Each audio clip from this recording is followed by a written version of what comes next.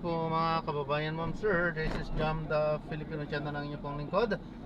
So today is June 17, 2026 at tayo ngayon ay papunta dyan sa may Paulino Street sa Store sa may barangay 138 Tondo, Manila. At dadalhin po natin sa may NAIA Terminal 3, Barangay 183 Pasay po yan. Okay, magbabalik po tayo mamaya konti po. Pag nakuha na po natin sila, disclaimer lamang po ang content po natin ay kalsada at hindi ang passenger. Kaya nga naman sakasakali mo po na may marinig kayo mga pangalan ng lugar, pangalan ng tao, pangalan ng organization sa government of Philippines man yan ay wala pong kinalaman ng channel nito at wala pong pinapatungkulan. Lahat po ng pinag-usapan dito ay pawang dito naman po yan sa loob at wala pong pinapatungkulan sa labas. Magbabalik po tayo mamaya konti po pag nakuha po natin sila. Yan, pakinig tayo ng mga nagbabagang balita at talakayan habang tayo ay papunta doon yan sa ating pick up area.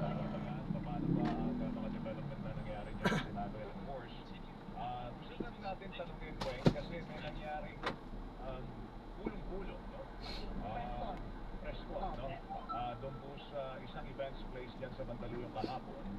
At may nadagdag doon sa mga listahan po ng mga nakatanggap daw po ng, ng maleta, mga kapuso. Sa akin ang issue doon ay paano ba natin tatanggapin yung pabago-bago, papalit-palit, padagdag-dagdag. Dati wala sa original na affidavit, at bigla na dadagdag. Diba? So, ang sa akin ay, sabi ko kay Joel, pag alam mo. Pag hindi mo alam, hindi mo alam. Ang unang hobby na sa laysay mo, dapat marinis na yon. Alam mo na kaagad ang nandun at lahat ng nalalaman mo nandun na dapat. Totoo yun. Hindi ka pwede magdagdag. Ay, meron pala ako naalala. At saka hindi, ganito. ay hindi, mali pa rin pagkakasabi ko sa isang personalidad na nabanggit sa affidavit.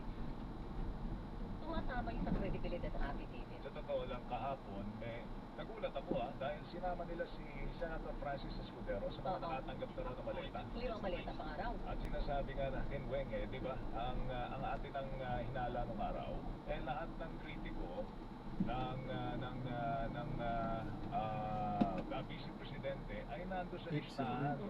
Tapos, recently, umanit na doon sa majority, the new majority. Biglang nasa listahan na ulit. Yun nasa listahan na ulit. Diba? Tapos dati si Senator Lawrence, original niya sa listahan, naging kapanig ng Cayetano Black na wala sa listahan. Oo. Kaya, tapos, hindi nila tinatanggal sa listahan si Mark Villar siguro dahil hindi nila alam kung nasa na ba si Mark ngayon. At saka si Chairman George Garcia, dati maleta. Kahapon, biglang lockback na lang at 10 milyon na lang ang nagbigay. Talaga mga kuya. Sige,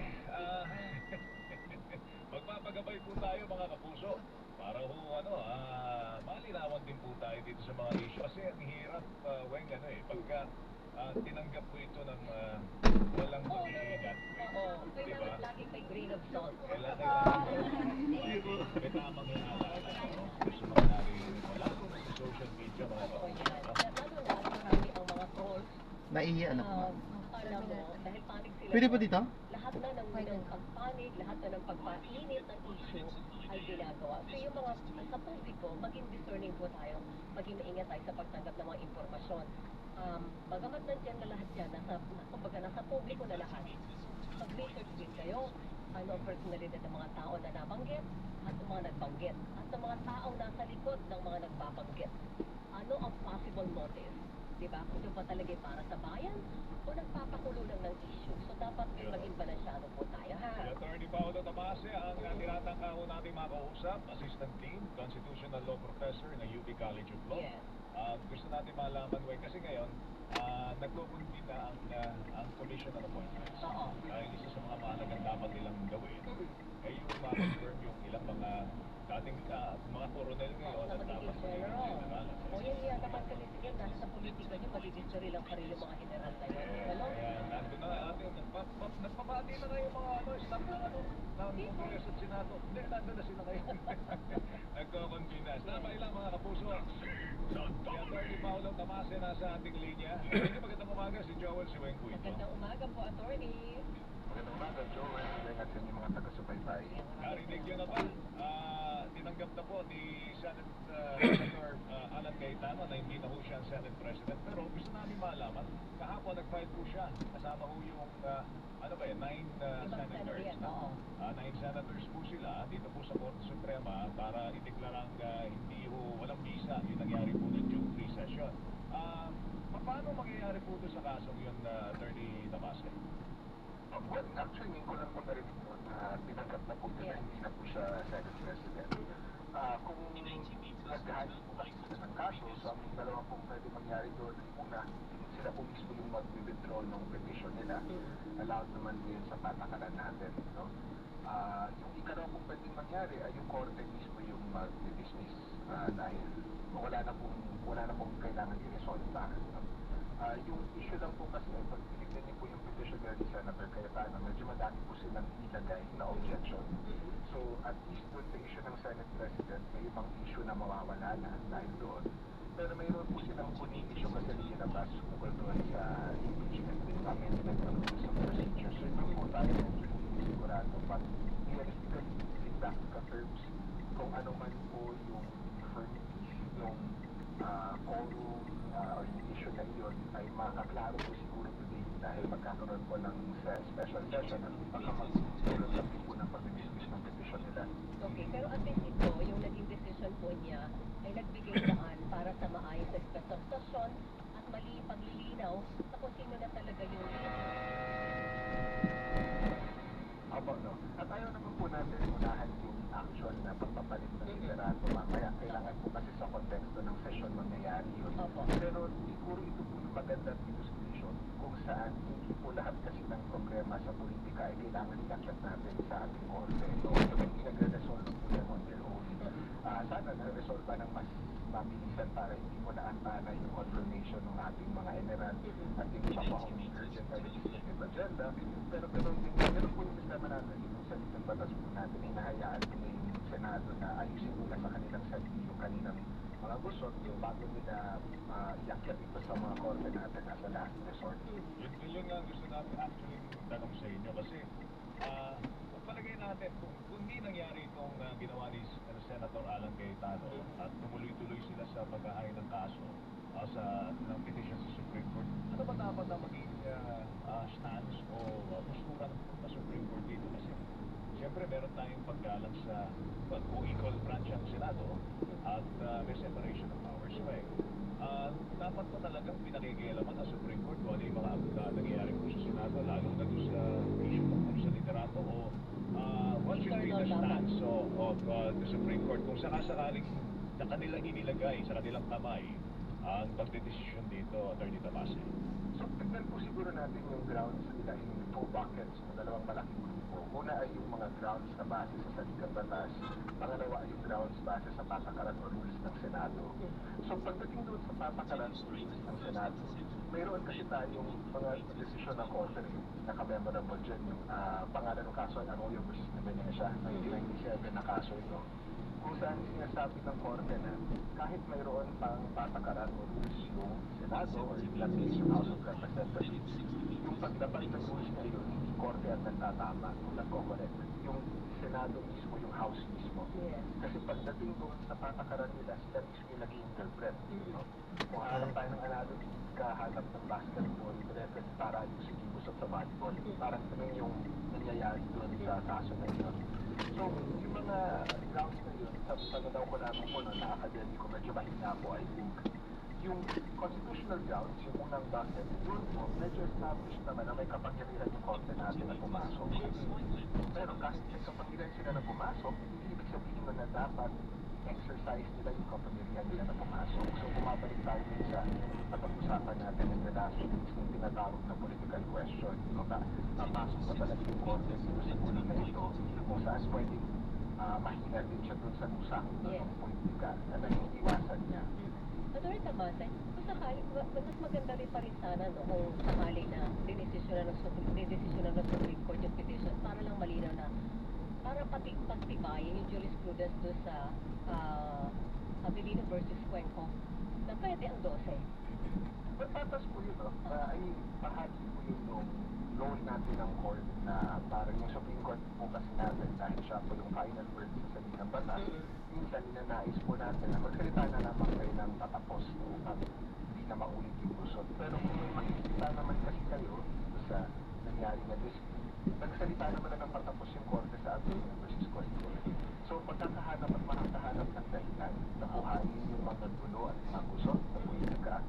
merong television lagi na umakyat sa korte para ayusin nila.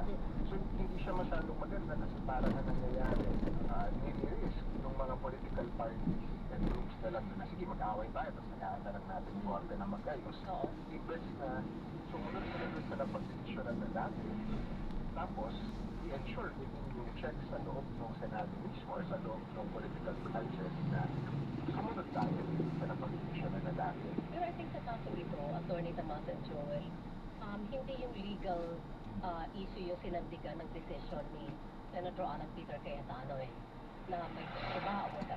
Sa kanya, this is because wala na siyang present. Wala na siyang present. Sa lahat ng practical sense, wala na siyang numero.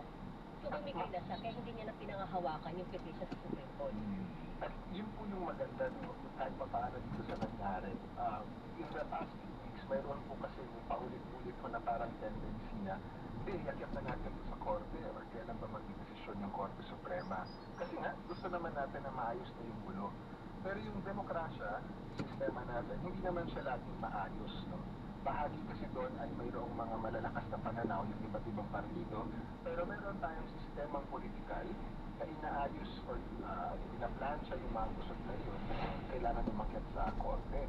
So yung nakita natin today, hindi dahil lang hindi siya legal, hindi sabihin na hindi siya constitutional. Bahagi na siya dito patas yung pagkakulang doon sa mga politiko natin na majority ang demokrasya natin, whether like it or not, madalas minsan nasa minorya naman tayo. Pero ibig sabihin nun, may mga patakaran yung sa isip batas natin na ipinatakda na yung mayorya talaga yung mananaig. At tatay doon sa mga galawan ng the last few days, no, na mura kang nakikita na natin today, mukhang gano'n lamang yung effect ng political calculations na yun na pinoprotektahan din naman ang ating salitang batas. Yung kayo professor kayo ng constitutional law. Oo. Di ba? I'm sure na pag-uusapan ninyo sa classroom po ito.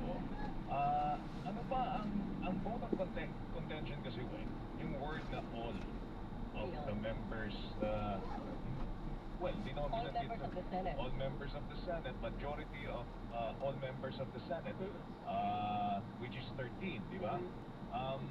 Pero ngayon, sinasabi nga na majority, yung all of the members of the Senate, ano ba yun? 24 o So, kung sino yung sino yung present? president na nandun, Attorney Tomase? Ewan ko, paano nyo ba tinuturo yun sa classroom? So, dalawang punto. Una, mayroon po tayong established na batas. Batas po na-establish na yung pagpapaliwanag ng korte doon sa Avellino. Nagkaroon po ng academic na diskusyon dito a few weeks ago ko. Yung tinatawag natin na doctrinal po ba yun? Or parang pasakali lamang ng Korte Suprema yun? But I think ang consensus ay doon over 7+ years mukhang nag-form naman ng consensus na tama yung Avellino. So, I think bahagi po yun, no, na in general, pagdating doon sa quorum, ang bibigyan natin ay yung kaya lamang tumalo sa session, in that case, yung out of the country, hindi siya sinama. So, on the second point, hindi naman po kasi nako-contemplate ng mga kaso at hindi po dapat kino-contemplate ng mga kaso lahat ng hypothetical situations na pwedeng mangyari. Kasi imposible po yun, no? Parang gagawin po natin na legislatibo yung mga korte natin kung gusto natin na hulaan nila yung future na mangyayari. So, doon din natin nakikita yung expansion ng doktrina at yung turo namin sa aming mga estudyante at yung turo din naman sa Madalang Law School ay ano ba yung core na prinsipyo ng decision na iyon at pwede mo ba siya i-apply sa isang sitwasyon na kamukha pero hindi ka pareho nung napag-desisyon na ng korte. Katulad ng Attorney Tamasi, yung kamukha pero hindi ka pareho. So, legislative body o function nila, malinaw yung halimbawa, kailangan mo ng simple majority or absolute majority. So, kailangan mo ng majority of more than 24. Pag simple majority, kung sino lang yung present. Pero pagdating po sa impeachment, paano natin itatrato yung of all members? Ayan po. So, I think, in general, yung base lamang po at just to show you kung yung sa inyong batas po natin, iba din po ng interpretation yan batay sa consensus ng tayong mga mamamayan. Yung, I think, prevailing pa rin lang ay yung traditional, conventional na kailangan majority nung or 2/3 to 24, which means 16 ng 24. Kasi 24 yung senador na-exist na nariyan, regardless of kung sino yung nasa sesyon, sino yung wala, sino yung nakakulong, sino yung nagtatago. Pero hindi natin kasi pwede ibaliwala na yung pag-unawa natin ng salitang batas, informed din siya kung ano yung mga practical na konsiderasyon. Yes. So yung nasasabi ng mga scholarly, Scarpo yung isa, I think si Mel Santa Maria, yung isa pa, Professor Carlo Cruz, yung pangatlo, no? And I think nauna dun sa view na, pag tinignan ninyo, kung wala siya yung ma-arrest, so siya yung hindi makadala ng sesyon, ipitigil na lang ba natin lahat ng constitutional na proseso natin? Exactly, oo. So yung practical view na yun, no, isa siya dun sa mga possible na readings, parang pag-iba ng pagbabasa natin ng sentiment batas. Ang importante dun ay, nakatali pa rin ba siya dun sa core principles ng ating salitang batas na napaliwanag natin ng konti sa ating sino. And I think hindi naman siya inconsistent. So, pwede talaga natin basahin na gano'n. Kaya lang, nag-aantay tayo sa tamang panahon kung saan malinaw na yun na yung kailangan natin na pagbabasa. And I think kung dalawa lamang medyo mas umalis pa sa conventional privatism. Oo, kaya lang because Atty. Tamasan, Joel, ako naman ang nasa isip ko ay baka meron din nag-iisip Atty. Tamasan na kasi yung kung sa Luzon before na nakalagay sa saling ng batas pagdating sa impeachment, ang thinking dyan ay kompleto yung 24. Wala nakakulong, wala nagtatago. Tama, at yun po yung maganda yung sa sinabi mo. Kasi yung pagpapasa nitong salitang batas, nakatuon niya hindi siya mga abogado lang eh. Nakatuon siya dun sa mamamayan. Kasi yung dokumento na yan, hindi gaya ng batas na pinasa ng Kongreso, pinagputohan yung diretsyon ng mamamayan. So tawag na natin dyan, purpose document. Yes. And I think madaming reasonable na reading so far na ang sinasabi nila, paano mo naman inibilang yung all the members, yung hindi naman pwede makatanong or hindi pwede mag-participate sa impeachment. Eh yung tradition ng ating impeachment trials ay aktibo yung yung pag-attend, yung pag-participate ng mga senador natin. So paano mo sila isasama doon sa required na boto? Saka paano sila makakaboto kung hindi nila napapag-aralan yung kaso dahil nga wala sila doon sa impeachment trial? Tama. Yung maganda yung mga punto. Paano natin malalaman na ganyan na dapat yung pagpapasa? So una, pwede natin tingnan anong gagawin na natin in the next impeachment trial. Madaming threshold questions sa batas o etc. Paano ba binabasa ng kasunod section natin? Yung mga patakaran na yun. Hindi yun final at terminative. Pero makatutulong yun sa paano natin siya uunawain. Kasi ang impeachment trial, pangunahin na katulong sa natin kung sa kailan natin na nakakita sila. Pangalawa natin,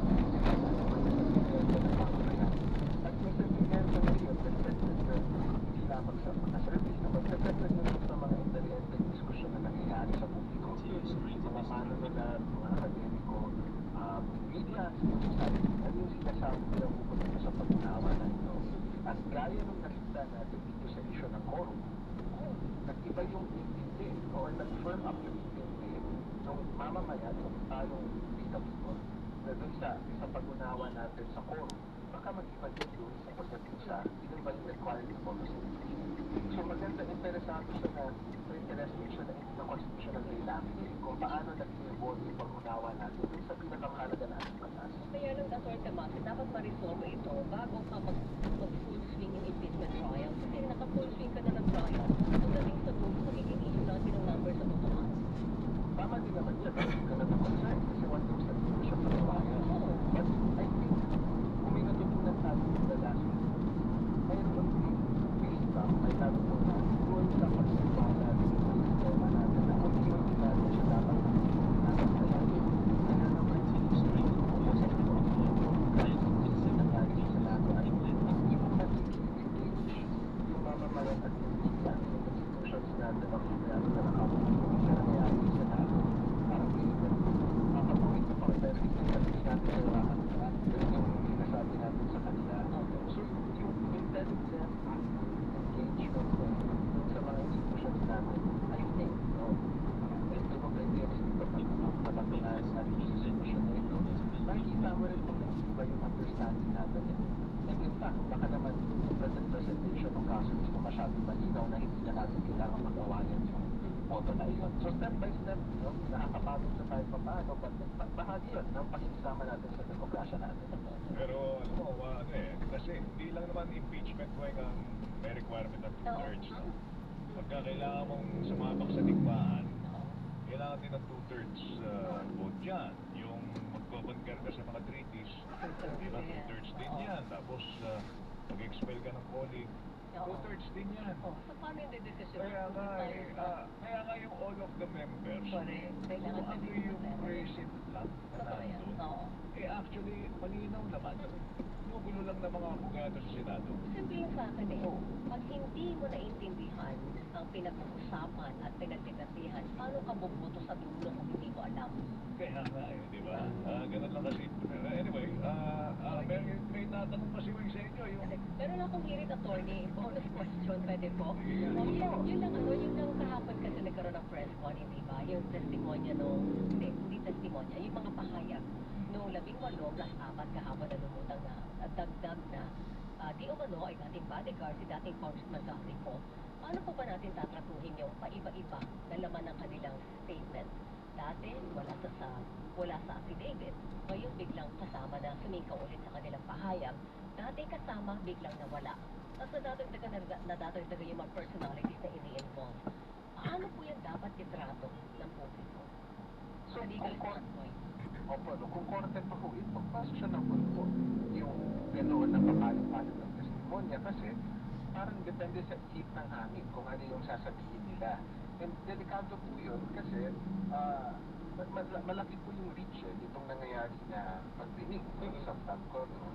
At susceptible na niwala na lang yung taong bayan so kung ano yung maririnig nila kung hindi naman napapatunayan yung katotohanan. So parang kahit pa paano dapat pag-question natin doon sa mga testigo na lumalabas o yung testimony na lumalabas. Pangalawa po, siguro bantayan natin na naman bagay.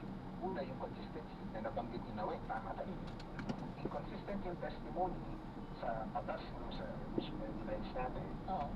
Questionable yung credibility ng testimony na iyon. Kasi parang sinasalungat mo sa sarili mo. Parang tumatagdag, depende kung ano yung araw. Problematic yung credibility ng testimony na iyon. Pangalawa, nag-execute na ito ng individual na affidavit. Kasi kung affidavit yung ginagawa nila, questionable din. Practice yun. Ano mo i-assign yung specific na allegation doon sa taong nakakita, nakaamoy, nakaramdam mo nung tinetestigo niya. So kung nagtatao sila doon sa grupo, hindi nila kaya i-risk yung sarili nilang personalidad, yung sarili nilang credibility at nagtatago nila sa isang grupo lamang, potentially questionable din yung testimonya na iyon. Kasi hindi natin makikita kung ano talaga yung patotohanan nila o i-attest nila. Meron pong mga nagbanggit na hahabulin namin sa korte yung mga taong yan na minalign, no? Yung aming mga pangalan. Meron ako mga nagpahayag ng gano'n, Attorney Tamase. Pwede bang gawin yan? Magkarapatan po nila yan. May krimen naman po talaga ng defamation sa ating revised penal code. So, kung mayroon pong isang tao na damay doon sa flood control ay pwede doon sa testimonya natin or for kung kabisado yung numero. No? Pwede po talaga silang magkaso noon. Normally, pwede din po sana yung perjury pero may issues nga kasi dahil I think yung ibang affidavit joint po yung in-execute. Ang dagdag ko lamang po ay for public figures kasi public officers, meron tayong tinatawag na actual malice requirement. So hindi katulad yung normal na ordinary citizen na pinaprotektahan ng batas natin na mas malawak yung karapatan niya sa kanyang dangal. Pagdating sa mga public officers, bahagi kasi doon sa occupational hazard nila ay pagpasok nila sa public office na iniintindihan nila na pwede silang masubject sa kritisismo na totoo man o hindi. So ang tinitignan na lang ay kung meron pa talagang mali siya, mayroon bang pagpakawalang bahala talaga sa katotohanan. So parang additional requirement na kailangan nilang patunayan. Isang hirit na lang, attorney. Yung mga photos, sapat po ba yan na mga ebidensya? Tatayo na siya sa korte bilang ebidensya ng testimonya ng isang tao? Well, hindi po, no, normally. Kasi madami pong pwede konteksto at pagpapaliwanag sa isang photograph. Ang next na po kasi natin na limitation ng Senate hearings. No? Maganda po sila in the sense na nakikita ng taong bayan yung ebidensya na lumalabas. But ang hindi po natin nakikita kadalasan ay kung ano po yung sagot ng kabila. No? At especially at this stage, hindi natin makita yung sagot ng kabila. Sa pagtilitis kasi sa korte, kita natin both sides. So kung may nagpakita ng photograph na prosecution witness, yung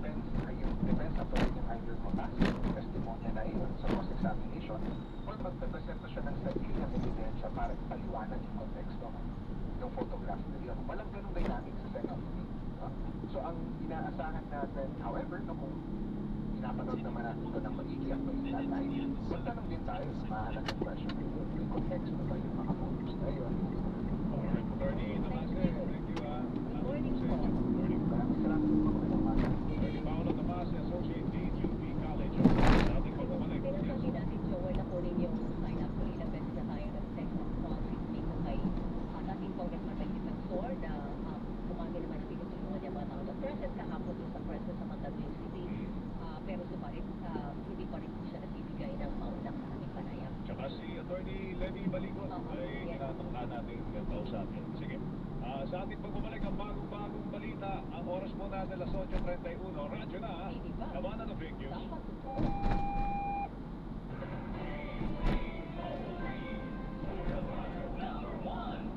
BBB, balita totoo. Oras 8:31. Ang oras na ito ay sa inyo ng PCSO. Hindi umubulong sa pagtulog.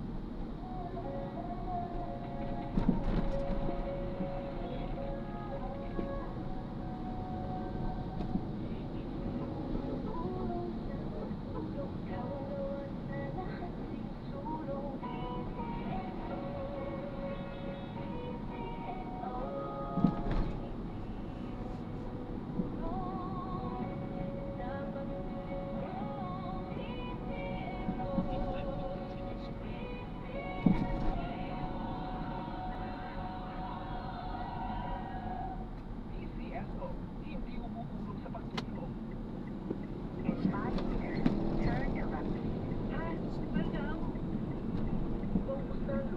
Bilis! Huwag sigas silog na. Daming tumulong. Hindi bilis. Dahil kada luto, may bumisita, Dr. Validity, at free health insurance sa 2,500 pesos package na lalawan.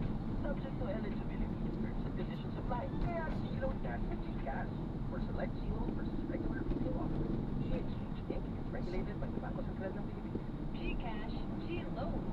Tayo na sa iyo. Tayo'y mapatingin. Tayo na sa iyo. Sila'y eksperto pagkagaling. Sa iyo.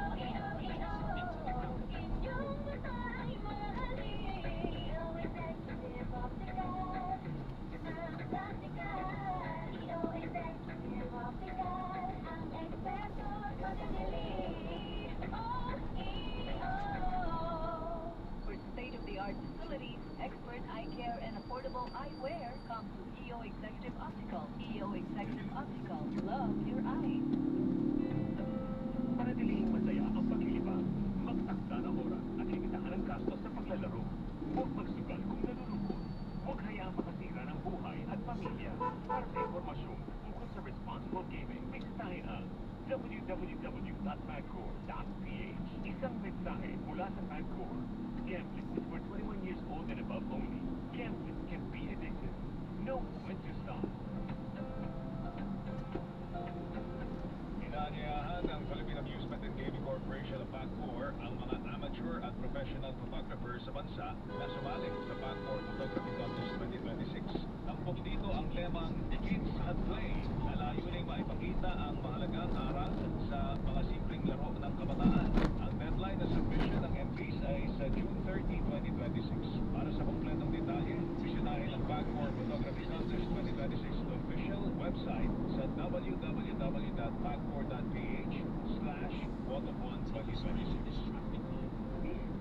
Yung right net ito, Meron kaming iba. doon ako sa kilala ko na at pinagkakatiwalaan ko.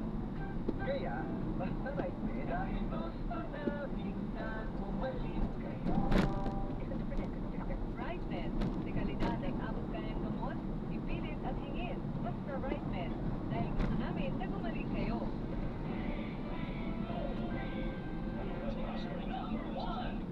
BBB, balitang tama, balitang totoo. 8:35. Mga balitang hindi nyo dapat palagpasin. Mga impormasyong bago at totoo. Dito sa Double B, bagong balita.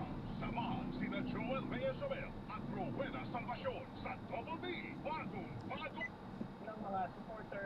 Sa northbound din naman, dito na nakapwesto yung mga pulis at wala na rin yung entablado na ginamit sa nakaraang programa nito mga supporter noong araw ng kalayaan, Biyernes, June 12. Ngayon, nakabarikada yung ilang bahagi ng Joko Boulevard pero hindi naman tuluyang hinaharangan yung kalsada kaya dire-diretso lamang yung usad ng mga sasakyan. Ang pinakauling sitwasyon sa Senate Compound, Doris Otani. So yung trapiko, ayos na ang daloy ng trapiko at wala nang mga balakid, kumbaga, kahit pa may mga nagpo-protesta. Walang yung malawak na pagtitipon sa ngayon, Doris at Dani, wala naman. At yung kalsada, yung mga barikada, bagamat merong mga nakalatag na barikada dito, hindi naman tuluyang haharapin yung kalsada. Kaya dire-diretso naman yung usad ng mga sasakyan. Okay. Yung pag-iipit ng polisya doon sa mga dumadaan dyan sa paligid ng Senado, napansin mo ba?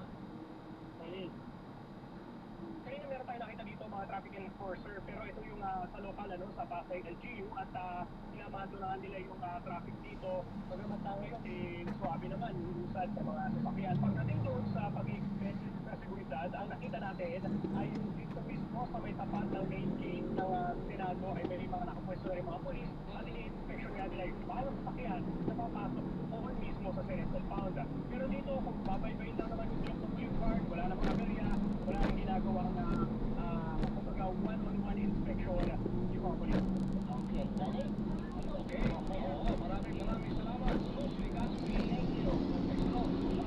Maraming salamat. Dahil ako is bilang balita. Pirmado, sigurado, ito ang Radyo Patrol. Mostly Gaspi. PBM. Okay, time check na yung partner. Ang oras, 8:37 ng umaga. This time check was brought to you by EO Executive Optical. For state-of-the-art facilities, expert eye care, and affordable eyewear, come to EO Executive Optical. EO Executive Optical. Love your eyes. Okay, magbabalik ko ang special coverage. Actually ito, primer ng special session ng Tandem ng Bayan. So, Mayales, meron ho tayong makakausap dito sa ating next na segment para dito tungkol nga sa masasabi natin patikan ito. Na litigation lawyer at professor ng law at saka siya rin ay isang convener ng Sambayan Coalition. Wag ko Mayales, babalik ko ang Tandem ng Bayan. Senado 101. Okay. Balitang kumpirmado sigurado sa DZMM Radyo Patrol City, Canada. Basta AM, mga balitang kumpirmado sigurado DZMM. This is where the best in it can be proved they belong. The Asian Development Tour, presented by Bingo Plus, brings you the Bingo Plus ADP Philippine Open, happening from June 17 to 20 at the prestigious Luisita Golf and Country Club in Tarlac, featuring the top 30 golfers in the Philippines, all fighting for a shot at something bigger. Only 3 will earn the spot at the International Series Philippines this November, where local contenders become international talents. No shortcuts, no second chances, just the best of the best, from local fairways to the world stage. This is where it begins. The Bingo Plus ADP Philippine Open, presented by Bingo Plus. Bingo sa saya, plus the Panalo Asian Development Tour, Luisita Golf and Country Club, MBN Gap. Gambling for 21 years old and above only. Gambling can be addictive. Know when to stop. Visit responsible gaming at bangor.ph. Ang ubotika, hindi na pinatatagal. Ilabas ang ginhawa. Plemex Forte Capsule. Ang Plemex Forte Capsule ay gawa sa natural na labumbin. Tumutunaw at nagpapalabas ng plema. At dahil nasa blister bag, madaling bitbitin. Easy to carry, easy to drink. Pure Pascual po, pag easy dahil may Plemex Forte Capsule. Sa labumbin, Plemex. Vitex Tribunal is a generic name of Plemex Sport. Symptoms persist in consulting your doctor. Tanggal ang plema, tigilan mo po. Maluwag ang paghinga sa Plemex Forte. Basta labumbin, Plemex. Ang Plemex Forte Labumbin Capsule ay mabibili sa pangunahing butika o drugstore na malapit sa inyo. Trending sa DCMM, kasama si Jean Castañeda. Hello mga kasambuhay, i-trending na yan. Seryoso government info gagawing viral worthy at trending lifestyle topics talagang may silbi. Mga kwentuhan sa kapuluhan, umaataw sa inspirasyon ang usapan. Kahit sila, ang bago din yung kabayan. Trending sa DCMM, kasama si Jean Castañeda. I-trending na yan. Kada Sabado, stress na hapon, kita-kits mga kasambuhay. Basta AM, DZMM.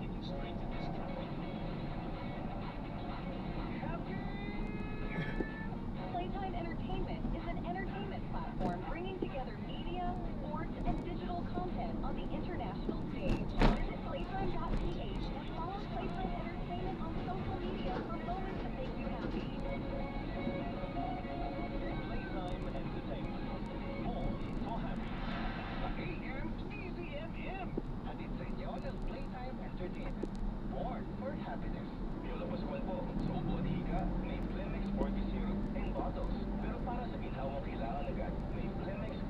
Capsule and Blister Pack. Madaling bitbitin, kayang ibulsa. Gawa sa natural na lagundi na tumutunaw at nagpapalabas ng plema.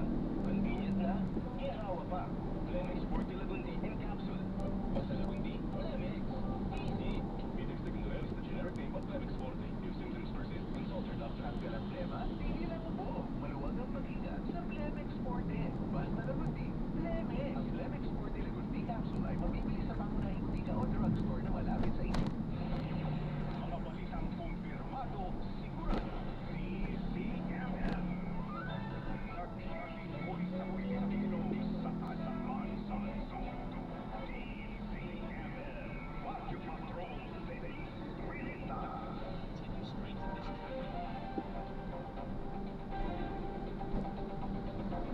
Okay, napabalik ko ang programang Tandem ng Bayan. Ako po si Danny Berbe, pansamantalang pumapalito sa aming kasamang si Robert Mano at siyempre kasama ang Mutik. Siguro lang, patuloy na ang nakabantay ang mga otoridad upang maparatigan ang ayusan at may iwasan na anumang posibleng insidente sa paligid ng Senado.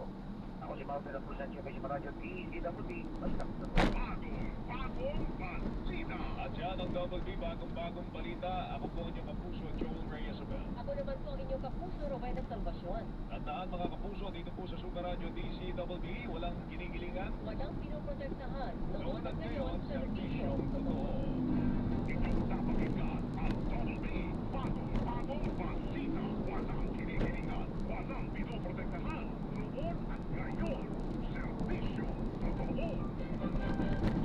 Hey, shout out! Shout out.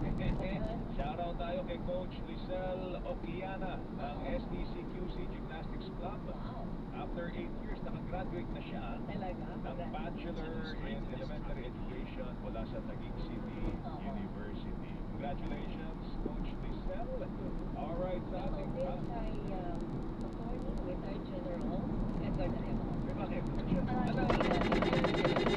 Walang huli. Attorney na General pa. So siguro practicing lawyer case. Retired na kasi siya. Retired na. Yan ang Loreto. No? Tambay lang mga kapuso, magbibigay na tayo sa ilang mga paalala sa ating pagbabalik. Talakayan pa rin sa napakaraming mga issues, mga kapuso. Ang oras po natin alas 8:43. Radyo na. Labanan ng fake news.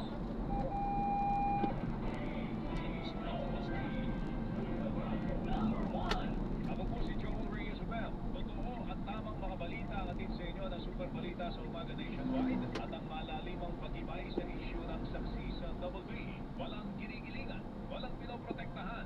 Noon at ngayon, serbisyong totoo.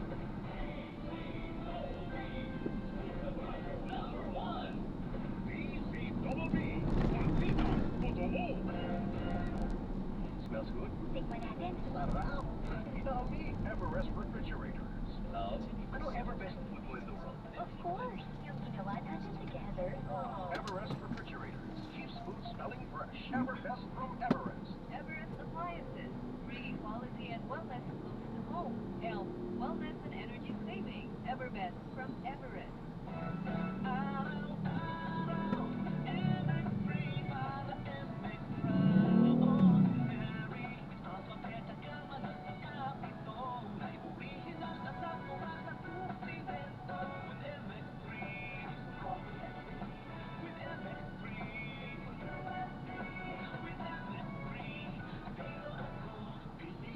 I am Venus Ra, a beauty queen, youth advocate, and a servant of God. Sa MX3, dito ako bilhin. Mahalagang paalala, ang MX3 capsule hindi gamot at hindi dapat gamitin paggamot sa anumang uri ng sakit. Playtime Entertainment, in partnership with the 17th CMBC Star Award for Music, brings the excitement of OPM music to you. The nominees for the Playtime Fan Favorite Award are Cup of Joe, Beanie, SB19, DJ Monterde, AZ Tandangan, and Maki. Help your favorite artist win and vote for free at playtime.ph until June 22nd. Like and follow Playtime Entertainment on Instagram for more updates on the upcoming 17th CMBC Star Awards for Music. Playtime Entertainment. Born for happiness. Playtime Entertainment. Born for happiness. I had football. I had body pain. Pwedeng flu. Pag BioFlu, dahil pag may ganong symptom, pwedeng flu yan. BioFlu. Kaya anumang sintomas ng flu. Hindi lang quality yan. Pero like Green HCl, Chlorpheniramine, Valley, and Paracetamol, it's the generic name of BioFlu. If symptoms persist, consult your doctor. Tayo, nandang po agad. Pero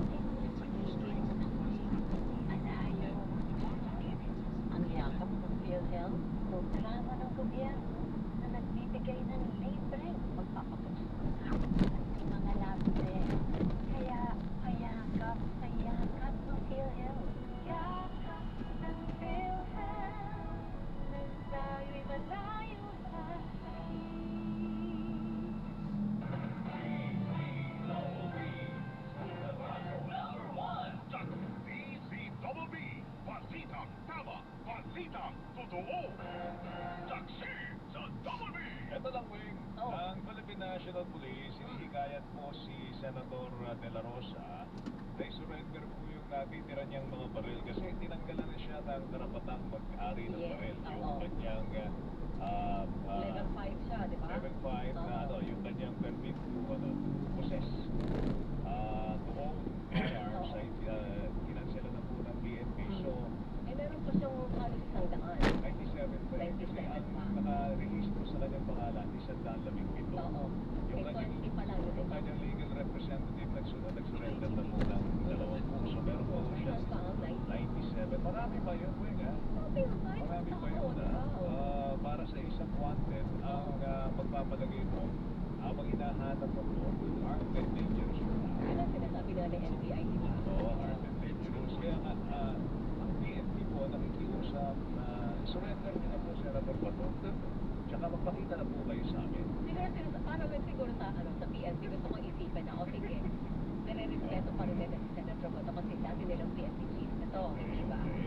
Pero kapag tinanggal niyo ng lisensya, meron pong legal way para makuha pa rin nila. Hindi naman nadala sa pakiusap kahit may tagadyo sa Bato. Nagtatanong lang ako, bakit kailangan pag-usapan? Pagka ordinaryong tao, nire-rate. May search warrant agad. Search warrant. Oo, di ba? Oo. Bakit hindi natin i-updated kay Senator Bato yung Baka hindi nila alam yung address.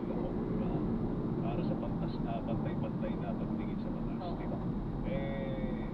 Ang pinaka-link development na nagsahugot na natin ito, tagal na, di ba? Tagal na hinahanap yung mga wanted. Isa pa lang nahuhuli-huli ko si Dr. Yung si Bantag, si General Bantag, si Atong Ang, si Saldico, na pa rin, tsaka si Senator De La Rosa, hinahanap pa raw ng mga tracker teams. Tracker teams, no? Rock teams na with S. Yes, marami yun, ano? Pero nagpapaisip ako, ano kaya bagong kwento sa pagtatago ni Saldi ko? Kasi dati iba-iba, di ba? Yung, meron siya application daw na ano? Asylum. Para siyang ma-asylum dyan Oo. sa France, Meron nakatira sa isang mamahaling bahay na 10 kwarto at millions of pesos ang halaga. magandang maibalik si Saldico dito para hindi na lang po yung mga dati ng bodyguard Ano nagsasalita? na kung saan sa ibubukod yung mga kwento po nila nagsasalita. Mas magandang si Saldico ang salita. At I'm sure, pag sinabi ko ang nagsalita, may ledger yan. Yes, May tsaka marami design. siyang maituturo. Baka mas mataas pa sa kanya. Oo, totoo. Ang maituturo niya. Yun naman ang gusto natin matutulong. Sino ba mas mataas pa? Hindi naman mga lahati kaya yung mga nasa kongreso natin. Malamang sa alamang. Baka lahati sila. Ito ha? Oo. Mga nabanggit na, mga contractors, parang wala nang balita sa kanila. Magtaka rin pala ako doon sa testimonya ng affidavit ng 18, original 18. Pati pa si State Secretary Francisco Chula, wala nabanggit doon. Nabanggit ito. Pero tinanggi na niya. Kaya nga, pati si Anyo. Dati, di ba nag-retire na lang si Anyo sa MA ng kalusugan niya. Pati siya, Pero before that, nag-file silang kaso doon sa 18. Sa PA, at silang PA doon. Saka si Anyo. si Chairman Garcia na eh. Comelec eh. Sabi ni Garcia sa amin kahapon, sabi niya, hindi ako contractor. Ba't ako nagkakamay sa flood control issue? Well, yun na, sinasabi nga, di ba, falsus in uno, falsus in omnibus. Pag malinis sa una, malinis sa huli. Oo, kaya nga sinasabi natin, maaaring merong mga totoo sa sinasabi nila, Wing. Yes. Pero isa lang ang sinungaling at ang malito, basag na yung pula dyan. Totoo. Kasi, ibig sabihin po, nasisira ang credibility. Nasisira na po. At saka po yung sinabi ni Atty. Damase, hanggang walang individual affidavit ng 18 plus yung 4, mahirap po tumayo yun. Kasi, ang ginawa ng isa, hindi pwedeng ginawa ng buong 18. Kaya hindi pwede, iisa lang ang affidavit nila. Bakit pa ayaw ninyo mag-individual affidavit, mga kuya? Dapat binibigay nyo niyo sa ombudsman at saka sa NBI. Kasi isa dapat, tigisa ng coach dapat yun. Mahal, pag isa-isa sila ng host. Ganun ba? Marami kang babayaran mo. Malaki na puhunan, ano Oo, ah. diba? Ay, nako. Anyway, hanapin niyo po si Senator Ronald De La Rosa. Yung mga tracker tips po ninyo. Alam mo, Weng, dahil nga sa tinagal-tagal ditong paghahanap sa mga high-profile individuals na yan. Tawag na doon sa mga tracker tips, keystone cops. Ano ibig sabihin? Ay, tanong natin sa mga kababayan natin, Keystone Cups. Tingnan niyo po sa Google kung ano po ibig sabihin. Yan, ha? Ang oras po na. Pinaghanap ako sa Google. Alas 8:51, radyo na, labanan ng break news.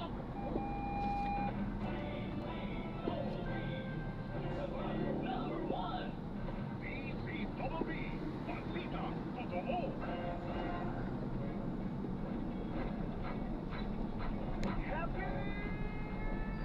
Playtime Entertainment is an entertainment platform bringing together media, sports, and digital content on the international stage. Visit playtime.ph and follow Playtime Entertainment on social media for moments that make you happy. Playtime Entertainment. More for happiness. Playtime Entertainment. More for happiness. Rightness is of Sino kami iba? Doon ako sa kilala ko na at pinagkakatiwalaan ko.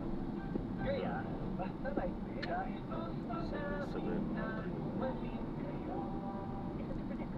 Rightness, de kalidad at abot kayang gamot, ipilit at hingin. Basta Rightness. Dahil gusto namin na gumaling kayo. Cream Coat Edition to Win promo. Buy 250 customers at participating Cream Coat products and participating retailers. Upload your receipt at GCash Scan to Win for a chance to win the following prizes. Instant GCash credit for first $100,000 scan. 100,000 pesos. A trip to Paris. Or a brand new Tesla. Join now. Visit GCash Scan to Win to learn more. May 19 to August 19, 2026. DOHSCAC HHFR promo number 0356 series of 2026. Join the Crimson City Straight to Win promo now for a chance to win exciting prizes.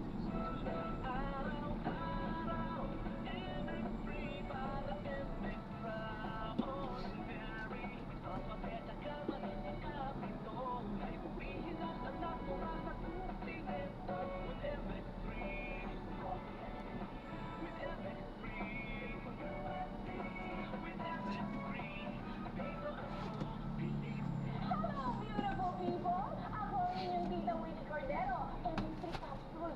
Dito ako bilhin. Mahalagang paalala, ang MX3 Capsule ay hindi gamot at hindi dapat gamitin ng gamot sa anumang sa Sa panahon ngayon, mahalaga ang alaga sa katawan, sa kalusugan at sa sarili. Kilalanin natin ang doktor na nasa likod ng food supplements na nagbibigay ng dekalidad at abot kayang solusyon sa pangangalaga ng kalusugan. Naniniwala kami noon sa visa na mag-isip. Alamin din natin ano ang naging papel ng agham upang mas mapabuti ang kanyang negosyo. Dito lang sa Negosiyensya sa GTV.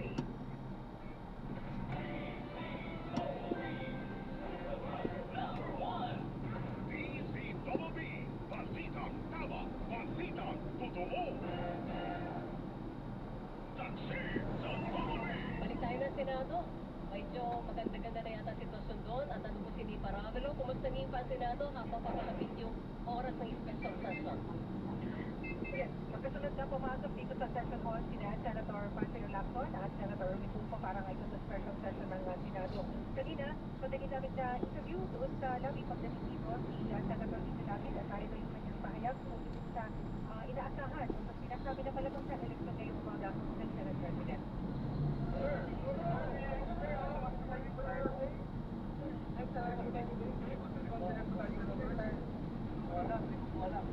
Pero magiging 30 na raw kayo ngayon. Pero manahimik na tayo.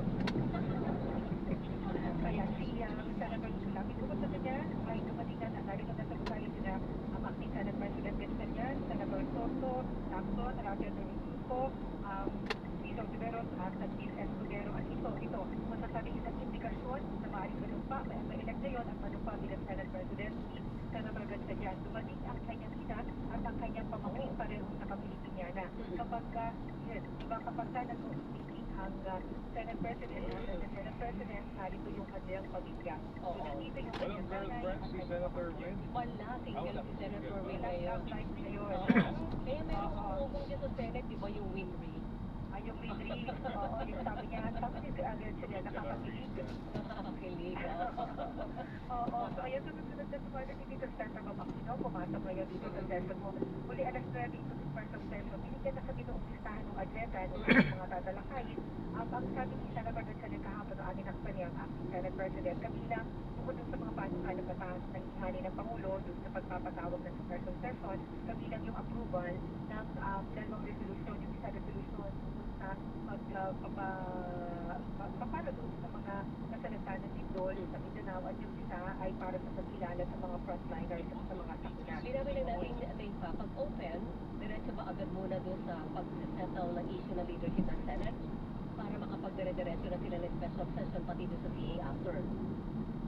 Posible o posible yan ang mangyari kasi di ba kinakailangan para makapag-dire-diretso yung nilang official business ay ma-certain nila sa kanilang liderado o no, sa kanila naman para sa kanila dito sa tinatawag na President Block o bagong majority block ay settled naman, wala namang issue dahil para sa kanila legal, nakapag-forum sila ng GSP at nakapag-ilan ng acting Senate President at meron presiding officer which is ang Central Ganyan. Kaya lang, siyempre, kinakabayanan kung ano ang magiging sitwasyon, halimbawa ay dumating, halimbawa lamang doon si Senator Alan Cayetano. Magaman din namin yan sa kanyang Facebook account na nila na pinikilala niya na si Senator Joel Villanueva at sabi na dito sa Ganyan Factor, wala siyang sinabi kung hindi pupunta. Although meron Walang pasabi kung may darating doon sa Cayetano faction. walang pasabi o sabi ni Senator Ganyan, wala siyang nakausap tayo doon sa Cayetano Factor. So, dadating na yung araw. Pero kung hindi man dumating, sabi niya, makakapag-session pa rin sila dahil may forum sila sa naging dalawa nilang nila at inaasahan yun o ang sabi kasi ay dadating si Senator Joel Villanueva so makikita din pa sila na maliwanag na mayroon silang forum at makakapag-conduct ng official business. Kailan mangyayari yung CA? Ang CA, mangyayari yung mamaya tanghali. So, magiging sistema dito o yung magiging takbo, alas 9 ng umaga sa Puerto Rico na resisyon sila, nag-resistion this month, masususpend ng around 11, sabi ni Senator Ganyan, na focus din naman yung commissional appointment. Makakasama nila dyan yung mga politika. So, natatay nila dyan, ito-confirm yung nomination ng limang military general sa ilan pang mga pending yung nomination at sa commissional appointment and then magsususpend at babalik sila sa sesyon bilang Senado at legislative body. Kailangan din nila i-settle yung membership ng CA, tama ba? Kasi kung mananatili yung Cayetano group na dati na nandun sa CA. Ang paliwanag dyan, kahit wala pang members doon ang Cayetano Block, may forum at makakapagkandak ng business ang commissional appointment kasi mayroon silang forum at yung forum magpaprovide yan yung doses ng mga congressional staff at additional isang senador bilang presiding officer. Alright, papalitan ka namin ha? Super Radio, DCWB, balita ko. Abangan nila si Senator Joel, Wala baka pa raw. nasa basement ng daan. Bawal nga, sarado ang basement for security reasons. Tama lang mga kapuso, andyan na po si Igan. At si Connie Season, One-on-one. walang personalan. Tama doon sa oras po ninyo, ako po si Joel Reyes. Ako po si Robert ng Salvacion, good morning. Dito po sa DCWB, walang kinigilingan. Walang pinoprotektahan, noon Noon at at ngayon, ngayon, serbisyo, totoo.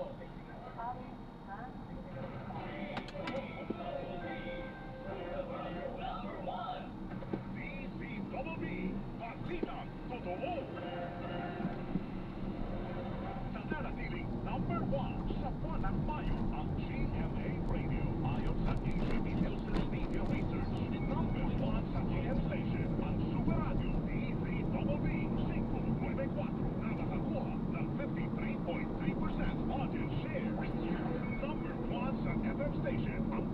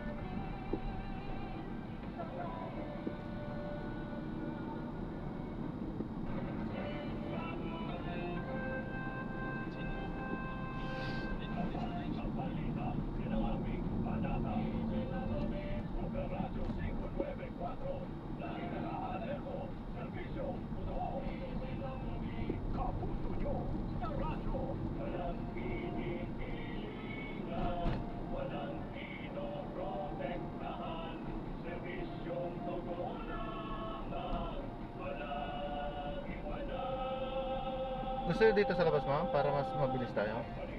Kasi dito, maano dito? Ang haba.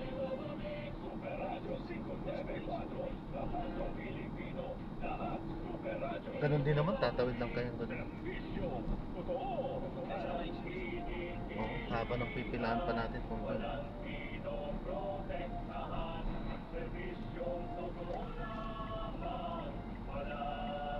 Okay po.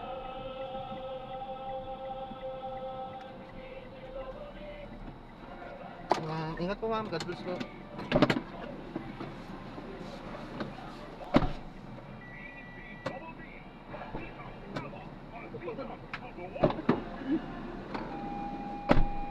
Ang ating oras ay...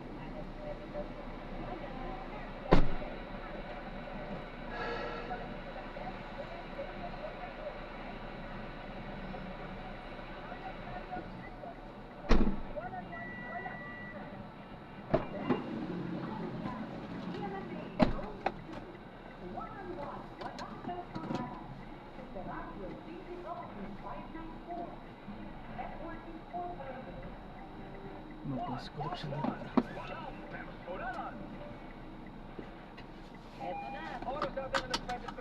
Hello, good morning, Mare. Ayan, so Ito, patuloy natin pinusukan. Ito, pinatawag ni Pangulong Bongbong. So, na-drop na natin sila. Siya po sa... So maraming salamat po sa panonood. Hanggang sa muli po, ingat at God bless. Paalam po muna pa sa mata po. Punta ba natin?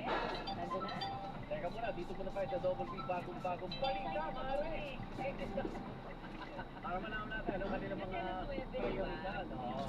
O, narito po na ating Double B, bagong-bagong balita.